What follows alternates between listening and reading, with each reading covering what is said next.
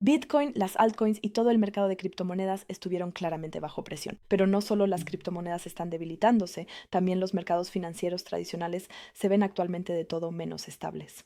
Los únicos activos que están subiendo en este momento son los metales preciosos, así como los rendimientos de los bonos del Estado japoneses y estadounidenses. Por mucho que me gustaría deciros ahora que este movimiento a corto plazo no supone ningún problema, lamentablemente no es así. En el video de hoy, por lo tanto, tenemos que hablar claramente sobre cuán grave es realmente la situación actual, qué es lo peor que podría suceder y cuál es mi plan concreto para las próximas semanas. Como podéis ver, hoy tenemos temas extremadamente importantes en la agenda. Así que, por favor, quedaos hasta el final del video, no querréis perderos esto. Y con esto, bienvenidos de nuevo a mi canal. Mi nombre es Natalie. Te traigo contenido cripto actualizado todos los días. Suscríbete a mi canal, activa la campanita y no olvides dejar un like.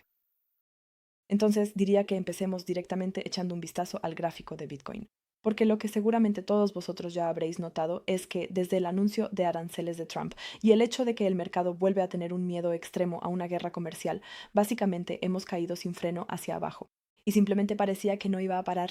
Ahora mismo, de hecho, estamos viendo un pequeño rebote en el mercado.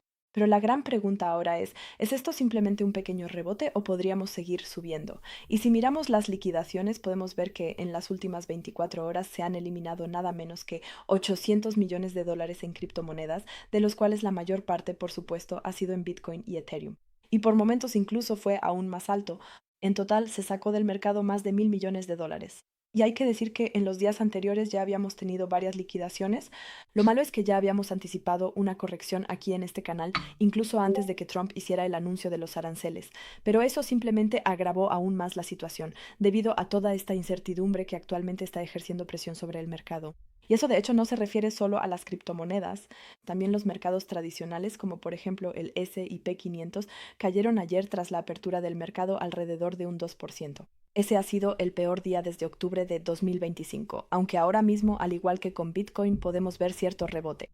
Y esto ocurre precisamente porque volvió a suceder exactamente lo que ya habíamos comentado en el último video, es decir, el llamado taco trade, porque Trump una vez más plantea una exigencia y habla de enormes aranceles, por ejemplo, para evitar una toma militar de Groenlandia. Cuando los mercados empiezan a desplomarse y los rendimientos de los bonos se disparan, de repente él da marcha atrás y dice, como acaba de decir en Davos, que no va a usar la fuerza militar. Y aunque esto por ahora es algo bueno, la caída que hemos visto en los últimos 2 días, por supuesto, ha vuelto a aumentar enormemente la presión de venta sobre Bitcoin y el resto del mercado. Y la cuestión es que no solo hemos visto una venta masiva en Bitcoin y en todo el mercado cripto y en el S&P 500, sino también en el Nasdaq, donde también hemos sido fuertemente vendidos y estamos viendo ahora mismo cómo este discurso de Trump en Davos está provocando un buen impulso alcista en el mercado. Sin embargo, si volvemos ahora al gráfico de Bitcoin, podemos ver que a pesar de que los mercados tradicionales están experimentando cierto rebote y de que tuvimos ese discurso de Trump, eso no ha cambiado en absoluto la estructura de Bitcoin, ya que hemos tenido una ruptura de estructura bajista muy fuerte.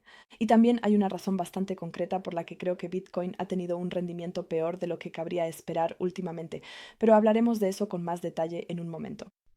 Porque lo más impresionante de todo esto es que, si lo piensas, ahora mismo estamos cerca de los 90.000 dólares y eso a pesar de que Saylor anunció ayer que en las últimas semanas volvieron a comprar Bitcoin y no fue poca cosa, ya que compraron Bitcoin por un valor de más de 2.000 millones de dólares. Sin embargo, eso no impidió que Bitcoin cayera como un saco hacia abajo. La sensación es que él realmente es el único que está comprando Bitcoin en este momento y manteniendo el precio arriba. Pero por otro lado, para ser sincero, él simplemente está metiendo su dinero en un agujero negro. Y yo diría que tal vez incluso menos personas venderían si el precio ya fuera más bajo de lo que es ahora. Quiero decir, todo este impulso aquí donde tuvimos esa prima en Coinbase probablemente fue simplemente Saylor metiendo de nuevo enormes cantidades de dinero en Bitcoin. Y de verdad les puedo decir que esto ya empieza a ser simplemente frustrante. No es que no haya sido frustrante antes, pero sinceramente ya ni yo mismo tengo ganas. Porque cada ruptura que tenemos en Bitcoin termina siendo solo una falsa ruptura, lo cual tiene todo el sentido del mundo si solo ocurre por Saylor. Bien, entonces volvamos a hablar de Bitcoin, porque en el último video hablamos sobre mi operación con Bitcoin, la cual quería abrir alrededor de los 94.000 dólares y que ahora, en consecuencia, ya he abierto. En cualquier caso, probablemente uno ya puede imaginarse que esta operación no ha salido tan bien, porque al final de poco sirve tener un nivel técnico importante si Donald Trump vuelve a tener uno de esos días en los que decide, con un solo tweet, hacer colapsar todos los mercados de acciones y criptomonedas. Así que en realidad salí casi exactamente donde lo habíamos comentado en el último video, es decir, justo por debajo de los $91,000.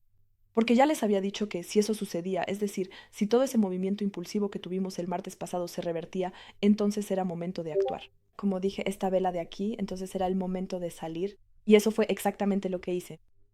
Lo cual, si miramos ahora que hemos caído otros $3,000 hacia abajo, definitivamente salvó una buena parte de mi posición.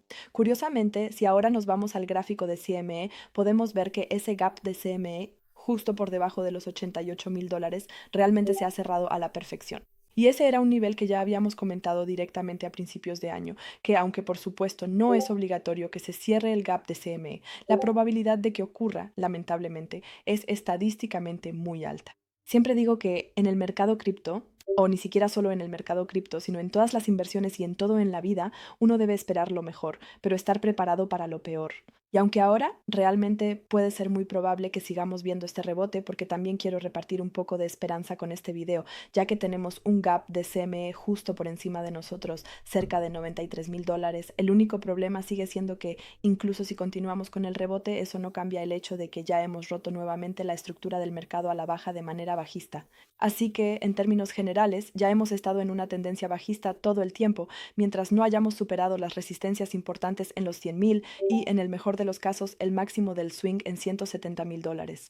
Pero incluso esta estructura alcista a corto plazo que hemos establecido desde principios de año, donde hemos estado formando mínimos más altos todo el tiempo, la hemos roto a la baja precisamente con esta línea de tendencia, por lo que mientras eso no cambie, deberíamos estar preparados para que en cualquier caso podamos volver a captar la liquidez por debajo de este último mínimo. Como dije, no estoy diciendo que tenga que suceder así, pero en cualquier caso no se debe descartar nada. Y aunque el video de hoy les suene súper bajista, eso no significa en absoluto que yo sea súper bajista con respecto a Bitcoin, al menos en lo que respecta a largo plazo. Pero en realidad da igual lo que yo piense y cuáles sean mis convicciones. Al final tengo que intentar protegerme lo mejor posible. Por eso también aquí en mi canal, cuando Bitcoin estaba cerca de $140,000, abrimos juntos un evento de short bot. Para ser exactos, este bot de aquí. Y este no solo protege mi portafolio si el precio sigue bajando, sino que, gracias a toda esta volatilidad de subidas y bajadas, ha generado además un 13% adicional. De hecho, tenía pensado por precaución aumentarlo de nuevo alrededor de los $100,000. Es decir, si hubiéramos llegado realmente al clúster de resistencia más importante y decisivo. Pero por supuesto, Trump volvió a arruinarme los planes. Pero lamentablemente no todo sale siempre según lo planeado. Sin embargo, si viéramos un rebote mayor sin que logremos construir de nuevo una estructura alcista a corto plazo, entonces definitivamente reconsideraré todo esto. Y la cuestión es que solo porque ahora tengo un bot en corto funcionando, eso no significa, por supuesto, que vaya a cerrar todos mis bots en largo. Las monedas en las que sigo siendo alcista a largo plazo, como por ejemplo Canton, Bitcoin, Solana, Ethereum y demás, las dejo seguir funcionando. Quiero decir, solo miren el bot de Canton. Ha estado funcionando durante unas 3 semanas y ya ha generado un 13% de ganancia en el grid. Y la posición, que antes estaba realmente en negativo, ahora está de nuevo apenas en positivo. Sin embargo, la posición en sí solo está un 3% en positivo. Pero gracias a todas estas ganancias del grid, en total he obtenido casi un 16% de ganancia. Y la cuestión es que incluso en las posiciones en las que todavía estoy en negativo porque el precio cayó más rápido de lo que el bot pudo trabajar, igual he obtenido muy buenas ganancias. Y cuando el precio vuelva al punto de equilibrio, habré superado al mercado y además obtenido ganancias extra con el bot. Quiero decir, el mejor ejemplo sigue siendo Zcash. Este bot simplemente ha estado trabajando todo el tiempo y ha generado alrededor de un 80% de ganancias por grid. Y eso que hoy realmente hemos llegado a mi precio de entrada, aún así tenía un buen 80% de ganancia. Bien, entonces sigamos adelante porque todo esto no cambia el hecho de que desde el punto de vista técnico y macroeconómico las cosas no se ven muy bien para Bitcoin y el mercado cripto en este momento. Y para eso solo hay que echar un vistazo al mercado de bonos, no solo al mercado de bonos estadounidense, que actualmente está subiendo de manera extrema porque debido a la crisis la gente está perdiendo confianza en el dólar, sino sobre todo también a los mercados de bonos japoneses. Porque lo que definitivamente se puede ver ahora en el gráfico es que la demanda de bonos a 20 años se ha desplomado. Nadie quiere tener bonos a largo plazo, ya sea porque temen no recuperar su dinero o porque temen que en caso de recuperarlo, para entonces ya se haya impreso tanto dinero que ese dinero ya no valga nada. Y el bono a 40 años está ahora incluso en su nivel más alto en toda la historia de Japón. Y ya hemos hablado varias veces de que esto tiene un impacto en el yen carry trade, lo que a su vez afecta a toda la economía mundial. Y como ya lo hemos mencionado tantas veces, no quiero extenderme mucho más sobre este tema ahora, pero muy brevemente para todos aquellos que tal vez no lo hayan escuchado. De hecho, antes se podía pedir dinero prestado en yenes en Japón a tipo de interés cero y, por ejemplo, invertirlo en bonos estadounidenses, donde se obtenía un par de puntos porcentuales de rentabilidad. Y así uno se aseguraba un margen seguro como ganancia que podía aprovechar. O uno invertía el dinero en el mercado de acciones en Estados Unidos, donde también se podía obtener un rendimiento anual promedio bueno. El problema surge solo cuando el dinero ya no está disponible gratuitamente, sino que hay que pagar intereses. Entonces el riesgo aumenta y la rentabilidad disminuye, porque naturalmente el margen se reduce y eso lleva a que muchos tengan que vender sus acciones y bonos. Y además de eso, ahora también se ven cada vez más informes sobre el riesgo que representan los ordenadores cuánticos para Bitcoin.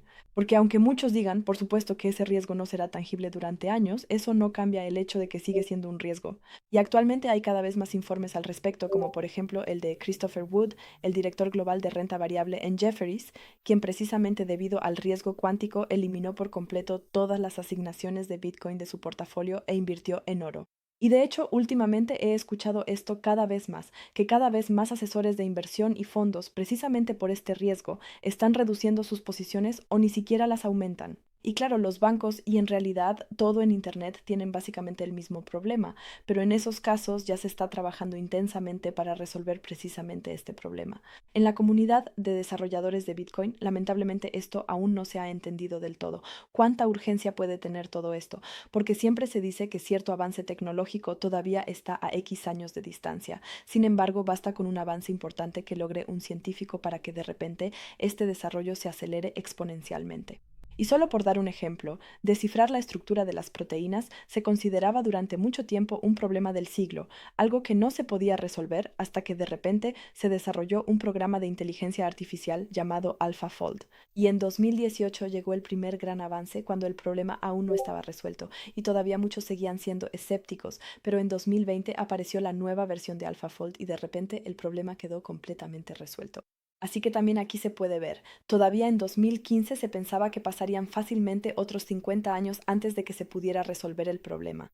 Luego hubo un avance y solo tomó 2 años más. Y actualmente tenemos el mismo problema con Bitcoin. Quiero decir, claro, tal vez realmente falten aún 20 años para que se convierta en un problema, pero quizás tampoco sea así. En cualquier caso, es otro catalizador que está empujando el precio actual hacia abajo, junto por supuesto con la situación macroeconómica actual. Por eso mismo, actualmente, salvo por las estrategias de trading, yo esperaría primero a que veamos precios más bajos y entonces aprovecharía la oportunidad para comprar, o bien esperaría hasta que podamos establecer de nuevo una estructura de mercado más positiva, sobre lo cual, por supuesto, como siempre, los mantendré informados. Y mientras tanto, aprovecho la oportunidad, por ejemplo, para hacer operaciones a corto plazo o también para participar en airdrops. Esto se puede hacer dependiendo del airdrop con un riesgo relativamente bajo y da igual si el precio sube o baja. Pero si también están interesados en eso, háganmelo saber en los comentarios y con gusto lo incluiré en uno de mis próximos videos. Y con esto ya hemos llegado al final del video. Espero que te haya gustado, déjame un like y nos vemos la próxima vez.